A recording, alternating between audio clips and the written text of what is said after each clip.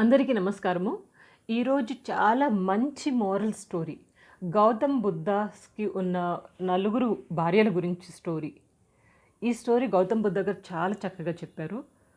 నలుగురు భార్యలు గౌతమ్ బుద్ధ అనగానే వెంటనే మీకు ఒకలాంటి క్యూరియాసిటీ, ఆసక్తి, అవునా ఆయనకు నలుగురు భార్యలు ఉన్నారా, ఏంటి వాళ్ళ స్టోరీ ఏంటి అనిపిస్తుందా? చాలా చక్కటి స్టోరీ, చివరి దాకా మిస్ అవ్వకుండా వినండి. ఒకసారి గౌతమ్ బుద్ధ గారు చెప్తారన్నమాట. ఏమని అంటే ఒక వ్యక్తి చనిపోయే స్టేజ్లో ఉన్నాడు, మరణానికి సమీపంలో ఉన్నాడు. ఇక అప్పుడు అతను ఫస్ట్ భార్యని, అతను మొత్తం నలుగురు భార్యలు, మొదటి భార్యను పిలుస్తాడు. పిలిచి అతను చెప్తాడు ఏంటంటే, నేను నిన్ను జీవితాంతం చాలా ప్రేమించాను, నాకంటే ఎక్కువ నిన్ను ప్రేమించాను. సో నువ్వు నా లైఫ్, నేను చనిపోతున్నాను, నా వెంట నువ్వు రాగలవా అని అడుగుతాడు. అప్పుడు వెంటనే వైఫ్ అంటుంది, నాకు తెలుసు మీరు చాలా నన్ను ప్రేమించారు, నన్ను చాలా ఇష్టపడ్డారు, నాకు జీవితాంతం మీకు చేతనైనంత సపర్యలు చేశారు, నన్ను చాలా కేర్ తీసుకున్నారు. బట్ ఇది ఎలాంటి టైం అంటే నేను మీతో రాలేను, మీరు ఈ ప్రపంచాన్ని వదిలి వెళ్ళిపోయే టైం అయింది, నా నుంచి దూరం వెళ్ళే టైం అయింది. So bye bye, goodbye అని చెప్తుంది తను.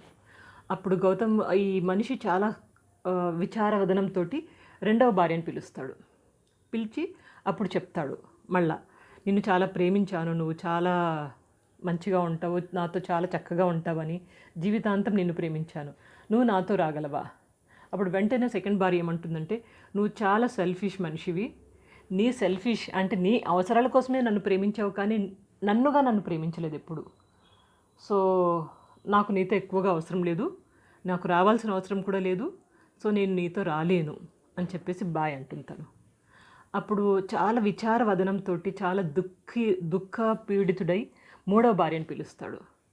మూడవ భార్యను పిలిచి, ఈ ఇద్దరు భార్యలు అడిగినట్టుగానే నేను లాస్ట్ స్టేజ్లో ఉన్నాను, నాతో రాగలవా నువ్వు అని అంటాడు. అప్పుడు మూడవ భార్య కొంచెం విచారవదనంతో కళ్ళలో నీళ్లు పెట్టుకుని అతని పక్కనే కూర్చొని తల నిమురుతూ తను అంటుంది, నువ్వు చాలా మంచివాడివి, నీకోసం నిన్ను చాలా ఇష్టపడ్డాను, కానీ నీతో నేను రాలేను, ఎందుకంటే నా బరువు బాధ్యతలు, నేను చేయాల్సిన పనులు ఇక్కడ చాలా ఉన్నాయి, నీతో నేను రాలేను, కాకపోతే నేను నీతోటి శ్మశానం వరకు వస్తాను, అక్కడ దాకా రాగలను అని చెప్తుంది. ఇక మిగిలింది ఎవరు? నాలుగో భార్య.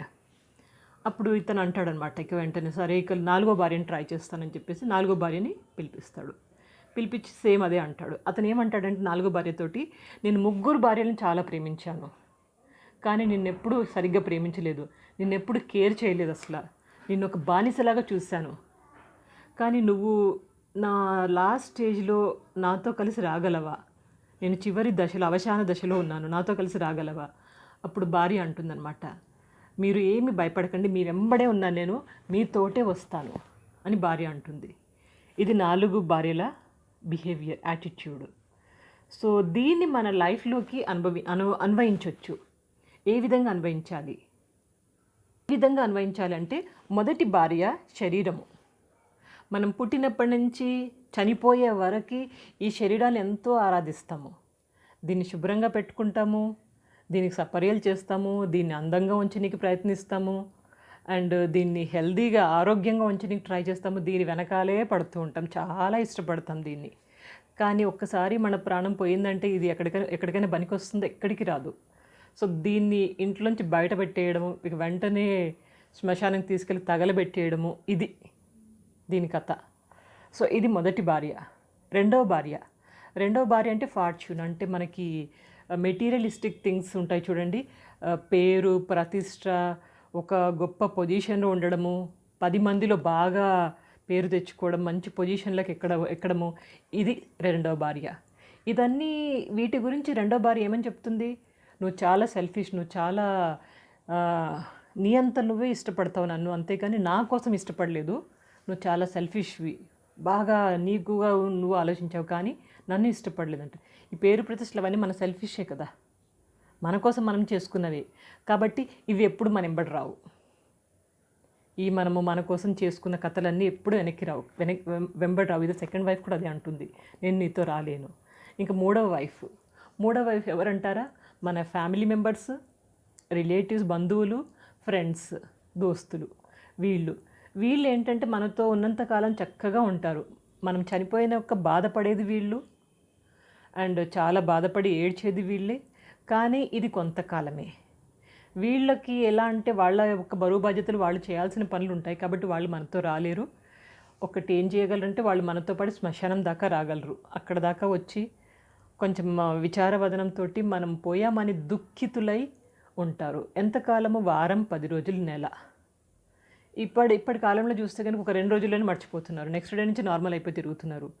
ఇది మన రియల్ స్టోరీ. మన యొక్క జీవిత సత్యం ఇదే, నగ్న సత్యం ఇదే. సో కాబట్టి దీన్ని మనం రియలైజ్ అవ్వాలి. ఇంకా నాలుగో వైఫ్ ఎవరంటారా? కర్మ. చాలా ఇంపార్టెంట్.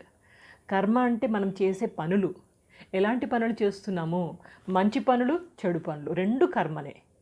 ఇవి మనతో వస్తాయి. మనం ఉన్నా లేకపోయినా మనతో వచ్చేవి ఈ కర్మలే.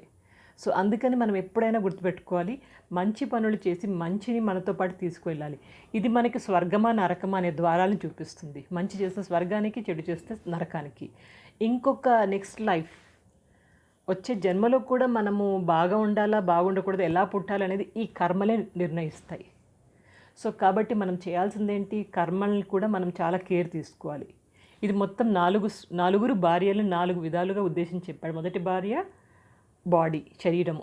రెండవ భార్య ఫార్చ్యూన్ ఆర్ మెటీరియలిస్టిక్ థింగ్స్. మూడవ భార్య మన రిలేటివ్స్, ఫ్రెండ్స్, ఇంకా ఫ్యామిలీ మెంబర్స్. ఇంకా 4వ భార్య కర్మ. సో దీని నుంచి మనం నేర్చుకున్నది ఏంటి అంటే కనుక మెయిన్గా గుర్తుపెట్టుకోండి, ప్రతి మనిషికి ఈ 4 వైఫ్స్ కావాలి. శరీరం కావాలి, మనకి నేమ్ అండ్ ఫేమ్ మనం చేయాల్సినవి కావాలి, అండ్ ఫ్యామిలీ మెంబర్స్, ఫ్రెండ్స్ వీళ్ళు కావాలి, అండ్ కర్మ కూడా. కానీ గుర్తుపెట్టుకోవాల్సింది ఏంటంటే వీటిలో ఏది ఇంపార్టెన్స్, ఏది ఎప్పుడు మనము చేయాలి, ఎంత వరకు ఉంచాలి, అన్నిటిని బ్యాలెన్స్ చేసుకుంటూ వెళ్ళడమే జీవితము. సో ఇది గుర్తుపెట్టుకోండి. లైఫ్ అనేది, జీవితం అనేది బాడీ లేకుండా, ఫార్చ్యూన్ లేకుండా, ఫ్యామిలీ మెంబర్స్ లేకుండా గడపడం చాలా కష్టం, ఇంపాసిబుల్ కూడా. బట్ కర్మ కూడా దాంతో పాటుగా చూసుకొని మంచి చేస్తూ వెళ్ళిపోవడమే. మనం మంచి చేసామనుకోండి, మనకు చాలా తృప్తిగా అనిపిస్తుంది. రేపొద్దున చనిపోయేప్పుడు కూడా అలాగే అనిపిస్తుంది. అరే నేను ఏదో చేసి వెళ్ళాను, మంచి చేశాను, కానీ చెడు అయితే ఎవరికి చేయలేదు. చెడు చేసిన వ్యక్తి చనిపోయే ముందర, చనిపోయిన తర్వాత అతని ఆత్మ ఎంత క్షోభిస్తుందంటే, ఈ చిన్న జీవితంలో నేను ఇలా చేశాను, ఇలా మాట్లాడాను, ఇలాంటి కథలు చేశాను, మర్డర్ చేశాను, అవతలను మోసం చేశాను, ఇవన్నీ అక్కడ మనసులోకి తగులుతూ ఉంటాయి. ఇది డిసైడ్ చేస్తుంది మన స్వర్గానికి వెళ్ళాలా, నరకానికి వెళ్ళాలా అనేది. మంచి చేస్తే స్వర్గం, చెడు చేస్తే నరకం. వచ్చే జన్మలో కూడా ఇదే మనకి తగులుతుంది. కాబట్టి ఈ చిన్న జీవితాన్ని చక్కగా, సంతోషంగా, ఎంత వీలైతే అంత అవతల వాళ్ళకి సహాయం చేసి వెళ్ళడమే గుర్తుపెట్టుకోండి. కథ నచ్చిందా? ఈ గౌతమ్ బుద్ధుని యొక్క 4 భార్యల కథ చాలా మంచి జీవితం యొక్క సత్యాన్ని తెలిపే స్టోరీ. దీన్ని ఎప్పుడు మనసులో గుర్తుపెట్టుకొని మసలుతూ చక్కగా ఉండండి. సో ఈ స్టోరీని చాలామందితో షేర్ చేసుకోండి. మన యొక్క లైఫ్ వాల్యూని ఒక్కసారి గుర్తు చేసుకోండి. సో ఎల్లప్పుడూ నవ్వుతూ, ఆనందంగా, ఉత్సాహంగా, ఆరోగ్యంగా ఉండండి. Take care. Good luck.